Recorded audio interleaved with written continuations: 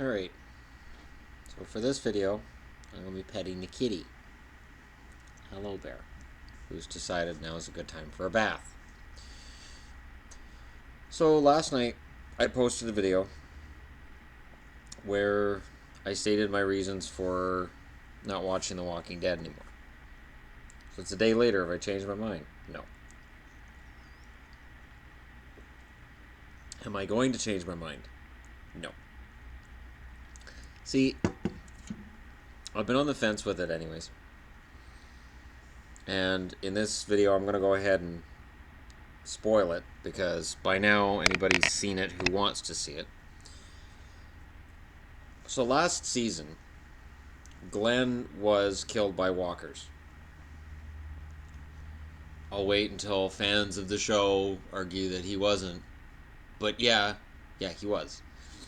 See, the ultimate blue balls to me last year was that in that that just huge number of walkers who were eating the guy on top of him, Glenn got away unscathed. That drove me nuts because the way they fell, Glenn would not have fallen underneath the guy. I can't remember the guy's name. It really doesn't matter. And even if he had, there's no way that he wouldn't have been bit on the way down. There's just no way. There was way too many walkers.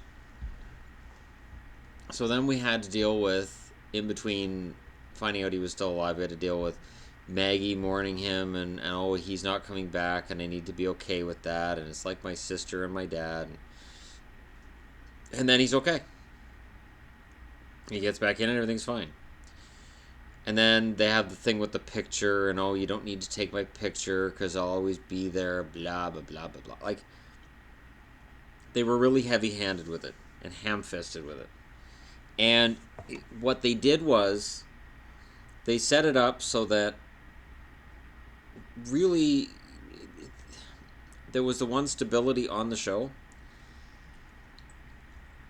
I'm not even going to get into the fact that Carl getting shot in the eyeball would have killed him. Oh, but it's in the comics. I don't care if it's in the comics. In a post-apocalyptic world where you don't have readily available antibiotics and antiseptics, and I don't remember seeing a bunch of that around, and after the apocalypse, any pharmacy is going to be just ransacked immediately by people trying to survive. Carl dies. So to me, Carl dies when he gets shot in the eyeball because it hit his brain. Like, I just, I didn't understand that at the time it happened. And again, it's in the comic books. Just like, oh, Glenn got beaten by Negan in the comic book. Okay. If this was an animated show, fine. But these are supposedly real people in real situations in an alternate universe kind of thing where, in 2010, the zombie plague took over the world.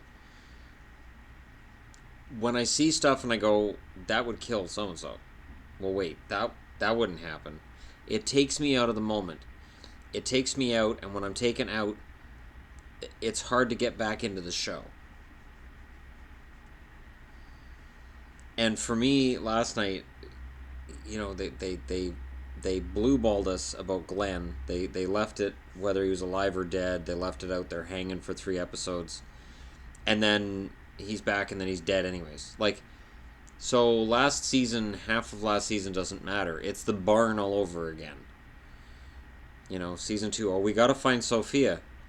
She's a zombie in the barn. Like, it's spoilers. And that was okay. Because there was so much that happened at the farm that advanced everything. Nothing got advanced by Glenn getting beaten to death. Other than shock value and making viewers of the show cry. I didn't cry, but I felt sick to my stomach. Abraham. They gave Abraham an arc last year, and they made people care about Abraham, and they had this sort of star-crossed lovers thing going on where he wasn't sure who he loved and who he wanted to be with, and then he wanted to be with Sasha, and it just got awkward. It's all gone. He's dead. So, why?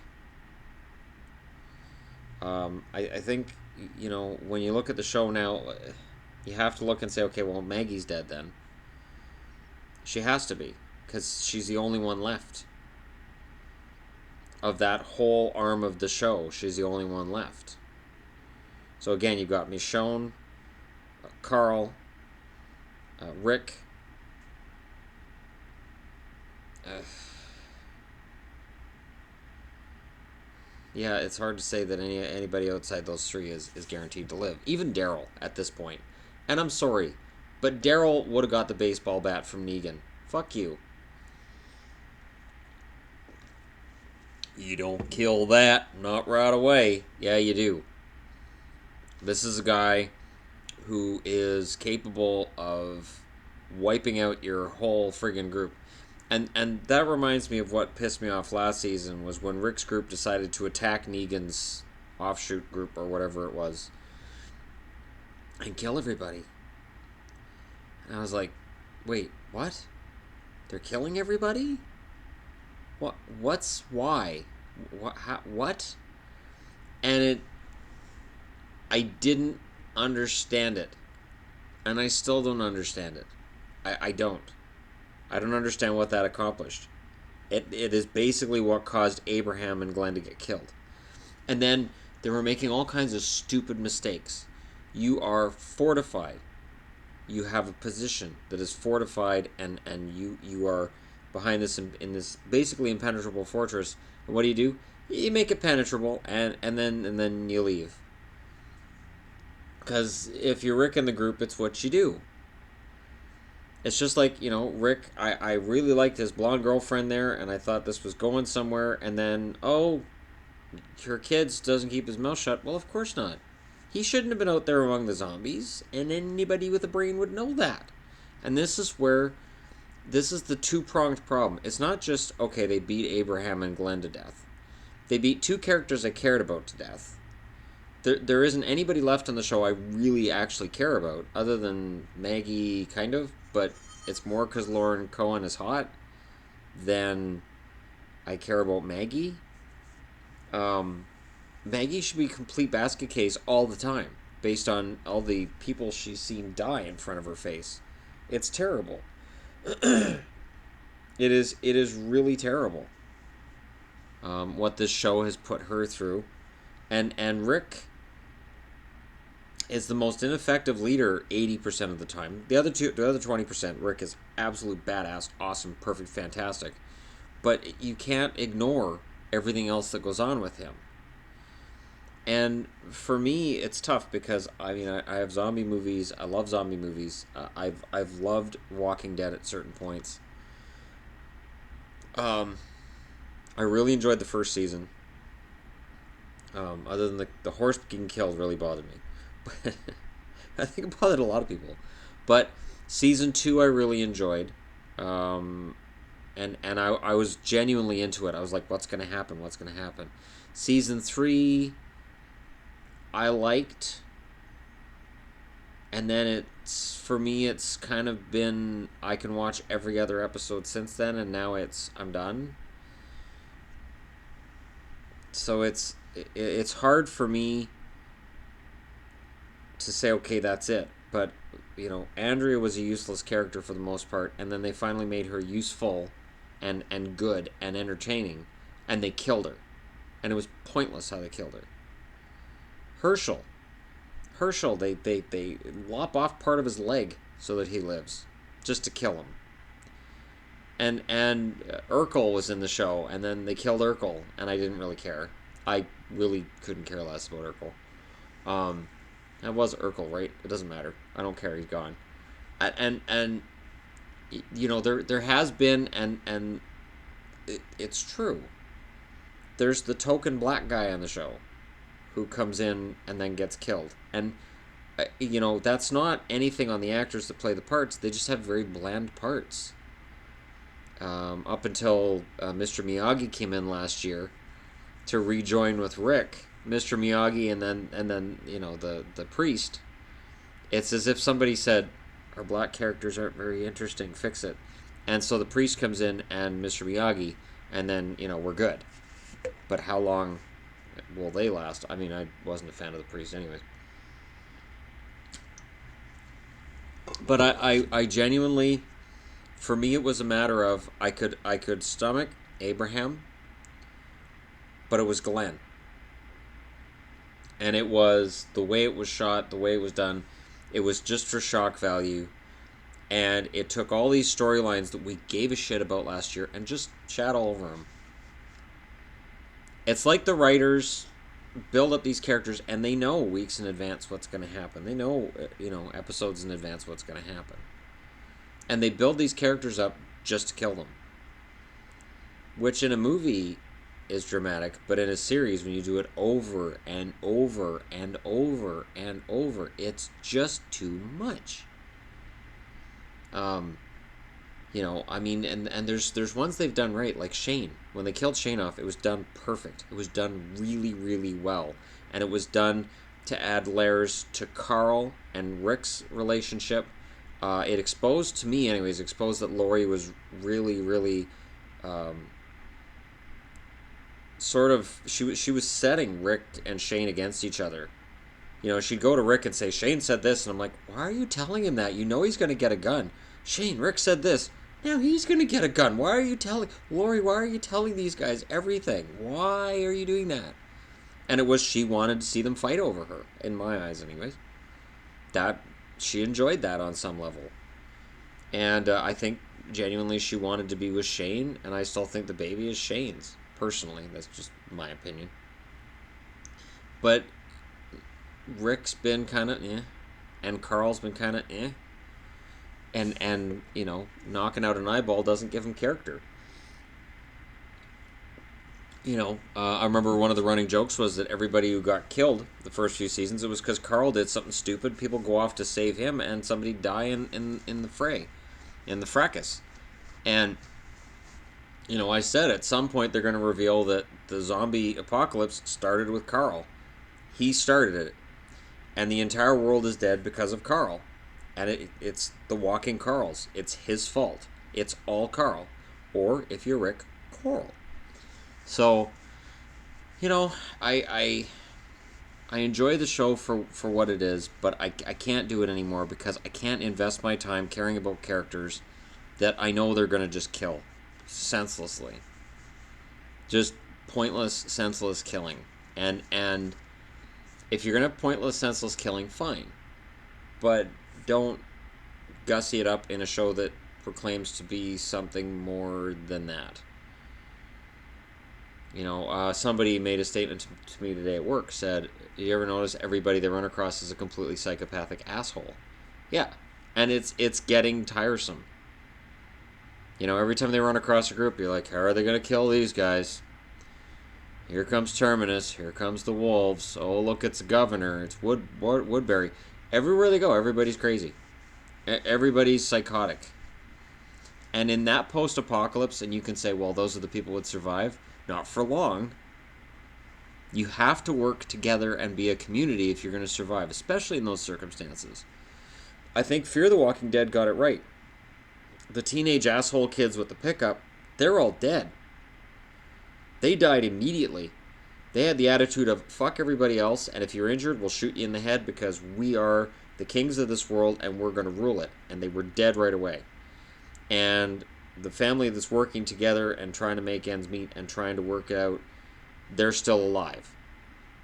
Except Chris. But Chris went off with the asshole teenagers. See, to me, Fear the Walking Dead, while being a boring show for the most part and showing some stupidity, is getting it better than The Walking Dead, which at this point has been around for so long that they have to shock people. So whether it's going to be Carol that goes next, or Maggie that goes next, or they pull something out of their hat and Michonne gets shot, or somebody else gets killed by Negan, it doesn't matter. In the end, it just doesn't matter. Everybody on the show is just meat, apparently. And I can't invest my time in a show where I know any character I get attached to is just going to get killed. I just can't. Supernatural's been on the air for 11 years, and there is the vagina curse with Supernatural. If you're a woman on that show, you're about to die. It's just the way it is. But despite the misogyny in the show, it is a damn good show. and you have Sam and Dean, and now you have Crowley, and you have Castiel, and those 4 men on the show, again, Vagina Curse, and I'm sorry, ladies, but it is there. Those 4 men make the show work. The only time that Supernatural ever made me mad was when they killed off Bobby. That's the only one. I wasn't happy when Jo got killed because I felt she was a good girlfriend for Dean. But Dean's not going to be a good boyfriend for anybody or a good husband, and neither Sam, because they're always fighting the hounds of hell and the minions and the demons and everything else that go along with it. So that show's got it right. And it feels to me like with The Walking Dead, there's so much play in who's in the cast. And it's a big cast, and it just feels to me like it's I can't do it anymore. I can't. And I remember I reached that point with Smallville. Smallville wrote Lex Luthor out, and then they bring in Tess, who ended up being Lena Luthor. Later, it was revealed she was Lex's sister, but it just lost everything when Lex left. And to me, The Walking Dead without Glenn loses something. Now, Glenn and Maggie together were terrible. That's the funny part. I couldn't stand scenes where they were together because I'm like, oh my god, you're so weak together. Oh, you guys are so much stronger apart. But Glenn was as close to a conscience that the group had since Dale. And Dale's death was terrible. But Dale's death, again, Carl made it happen. And it really changed the story. It changed the dynamics, and it showed how the group was teetering on the edge of no longer being a society and being vigilantes. And it was heart-wrenching. But I could handle it. And I didn't get sick watching it. And that was just as brutal a scene as what I witnessed last night. It's just, it felt like it was advancing a storyline, and it was going somewhere. And to me, the Negan baseball bat scene was just, here's a shock. And then even the writers last year, oh well, after Negan does what he does, we'll get to investigate how people deal with the passing of loved one. And I'm thinking, that's all we've been doing for 6 years. Every day people are dying. This is the new reality. How long did Maggie mourn her sister? A day? An hour? Nobody's got time for that shit. So the idea of, oh, now we're going to show Daryl's going to feel bad. Daryl's going to feel guilt. Well, Daryl felt guilt about Merle, too. Daryl's felt guilt for how many deaths so far? Look at the flowers. I mean, that's Carol's, cross to bear, although Carol seems to take it a lot easier than Daryl. Carol at least understands this is what has to be done. But to me, the show has just really lost something. And it's the fact that you have Daryl, Michonne, Carl, and Rick, and then everybody else is just sort of there. And you can tell everybody else is just sort of there. So, anyways, that's my detailed explanation, and I hope this is making some sense. I really do, because I liked the show a lot. I mean, look, I'm recalling stuff that happened in seasons 1, 2, and 3 fondly, and I was really enjoying the show, and I really liked what was going on, and I really liked the direction of it. And then it's just become this oppressive, depressing, dark, grim show that I understand that showrunners feel it needs to be that way. That's fine. But I also, as a viewer, have the right to say, okay, you're on this journey I can't follow you on. And that's how I feel about The Walking Dead right now. I will continue to watch Fear the Walking Dead when it comes back next year. And that's weird. I know I'm in the minority there, but The Walking Dead just, I can't. I can't. Can't do it. I didn't like Abraham when he was first on the show, but I grew to really like him. I thought there was a lot of potential for that character, and they just killed him, just for shock value. Negan, to get Negan across as this big badass, they didn't really have to kill anybody, if you think about it. And certainly they could have done it different than just going with the Lucille baseball bat. Sometimes I think they follow the comic book too closely, and it makes it feel like a comic book. And again, and I said before, a book based in reality, even if it's an alternate version of reality, I should feel like I'm watching real people go through real things. And I don't feel that with The Walking Dead anymore. I don't, because I don't watch the reactions and go, yeah, that's how somebody would react in that situation. I just see reactions and I go, they're going for the cheap thrill. They're going for tension. They're going for, they're not showing us what they really do. And then there's the fact that in between all of these horrible, horrific acts is boredom. Is just people sitting around talking on a porch or just walking through the woods looking for rabbits to eat. Like, it's just, it just feels to me like there's no advancement.